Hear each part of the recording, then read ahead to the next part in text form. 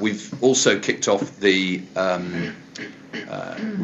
process of getting additional support for our potential FT application and for our strategy work, and there'll be, because of the confidential commercial nature of it, I can provide an update on that in the private part of the meeting. I think that's about it. I'm happy to answer any questions on that subject. Peter. I just want to say, I do think that having the leaders of NHS Direct doing these sort of broadcasts is important. It won't be possible to get round to see everyone as instantly as you would like, and this is a very good style. And as long as, I think we should do more of it, not less of it. And when different topics are there, different members of the executive or non-executive or chair could do a brief 2 or 3 minute You're volunteering, Peter. Piece. I said chair. I didn't. I mean, more likely to be chair. But it is very helpful, and I do think it gets things over very concisely. We might, if we are doing it, we need a bit of training. Yes. Yes, I was going to mention training. Okay. Catherine. I just wanted to add that we've also kicked off a consultation with members and with external stakeholders, both nationally and regionally. Yes. Not with a video of Nick, though. No. Okay, good. Thank you. Okay. I've just provided some dates again on the 111 update.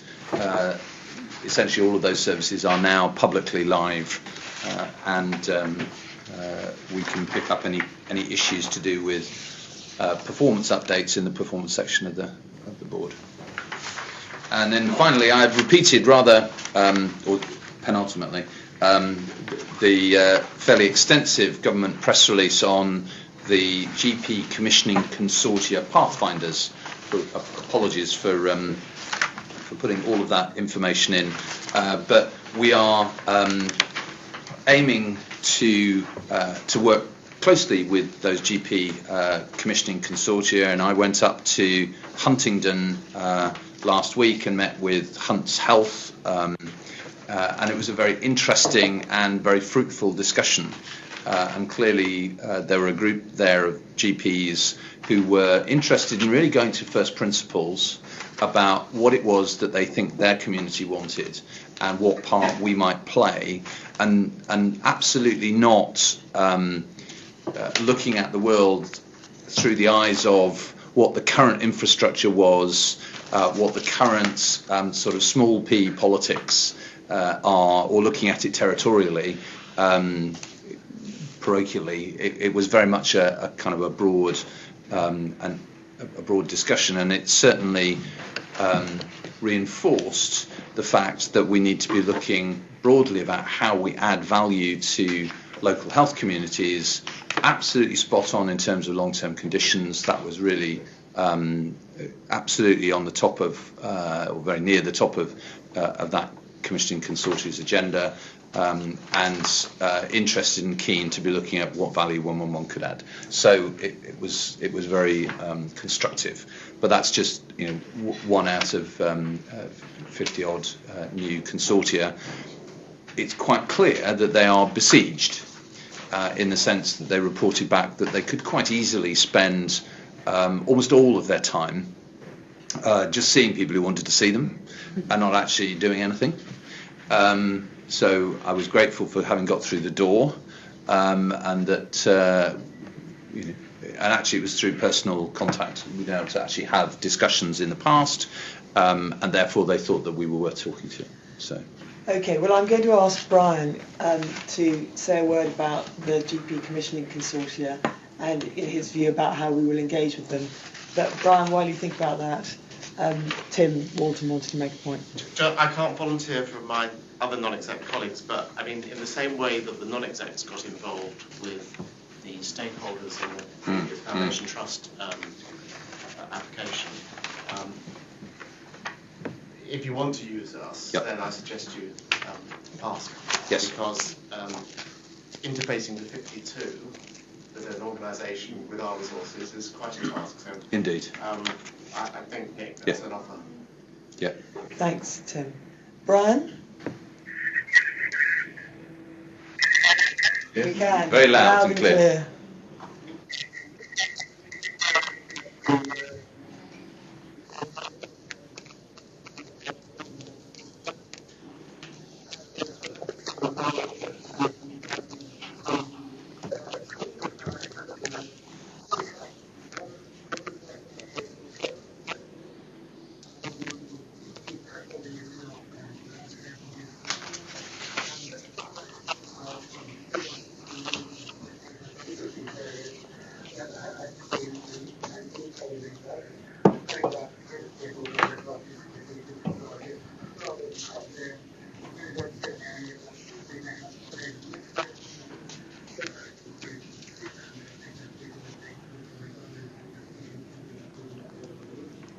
Thank you, Brian. That's very helpful.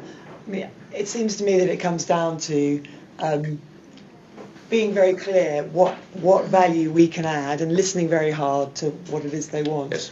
And I'm very conscious, Nick, I think you're right, that given that GP Commissioning Consortia are going to be holding the purse strings and driving the NHS forward, they will be, an awful lot of people are going to want to talk to them.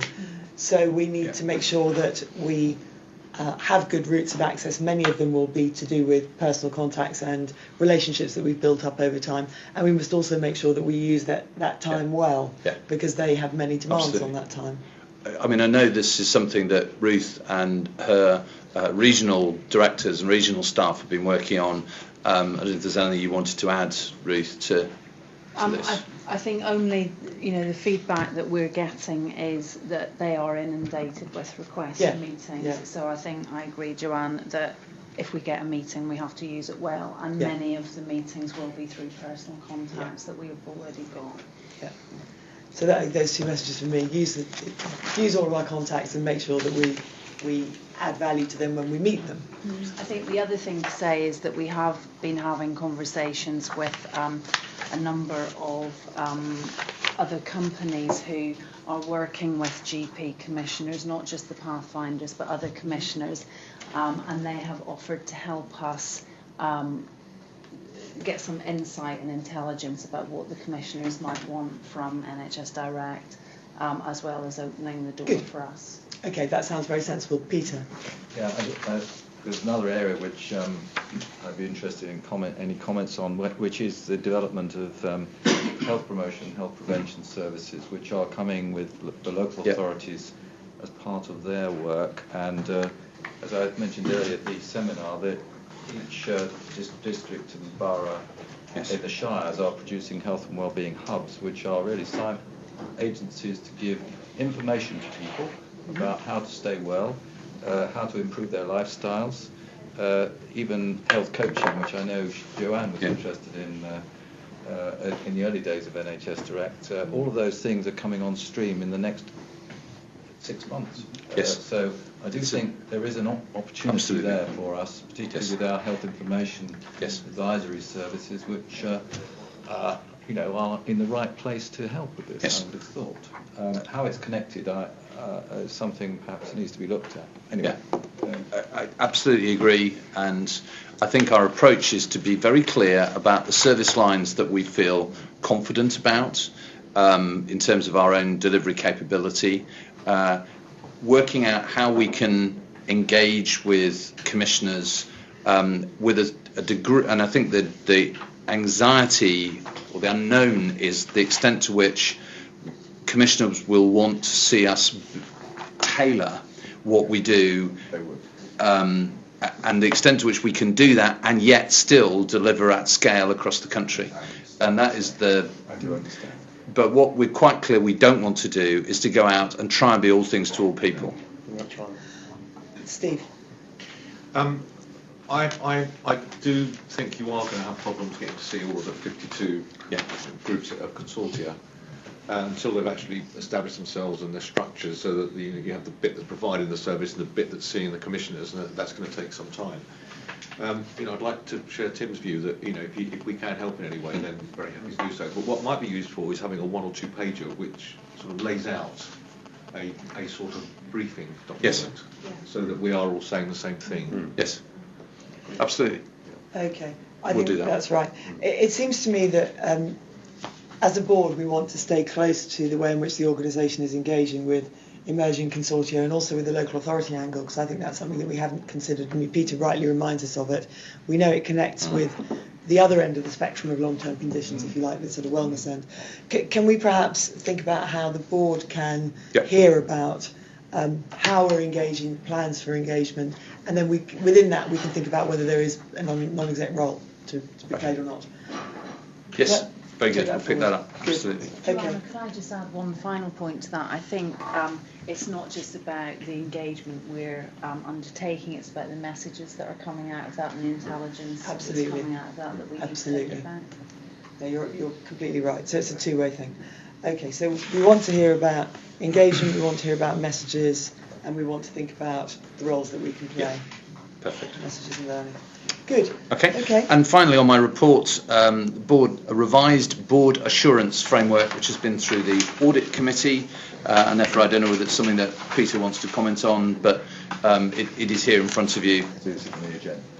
I think the reassurance is the audit committee did look at it in some detail, but also it comes from the internal auditor's knowledge of the NHS nationally, so it comes as best practice, and the external auditors commended it as well. So it does come with that sort of kite mark, added kite mark. Sorry. Good. Okay. And thank you to Liz Eckert for her work on that. All right. That's it. Fantastic.